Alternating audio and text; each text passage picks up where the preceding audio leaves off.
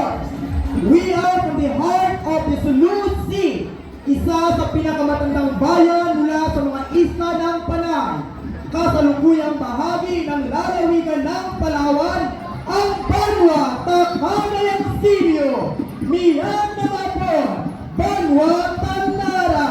We are from Cagayan Silyo, of course. Ang bayan ito ay puno ng kwento ng liwaga at misteryo. Dito masisilayan ang napakaganda at maraparaiso ilalim ng karagatan. Ipinagmamalaki ang Tubatan National Park bilang isa sa National Heritage Site. Ang baryo ng Cagayan Silyo ay binubuo ng labing-dalawang mga barangay, 8 eskwelahan ng elementarya at isang eskwelahan ng sekundarya. We are from Cagayan Silyo, of course.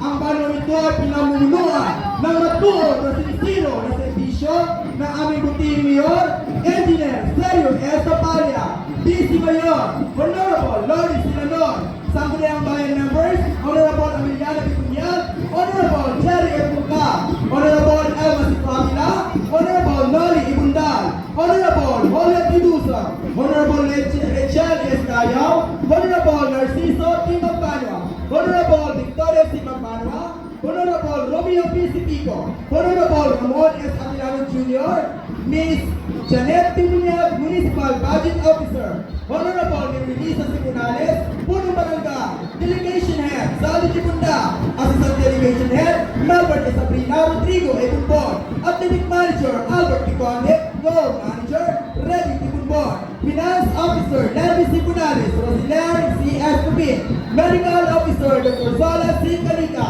Iponien Tabastabas, Rick A. Tuso, Screening Officer, Shana Ikayana, Kem M. L. Abrina, Men's Officer Charita M. Cardihon, Quartermaster Ellie Pamela. We are from Cagayan Silyo, of course, mga gwapo na gwapa, solo, mga atong na mga akay, matamagit na salamat. Thank you so much, Cagayan Silyo Athletic Delegation.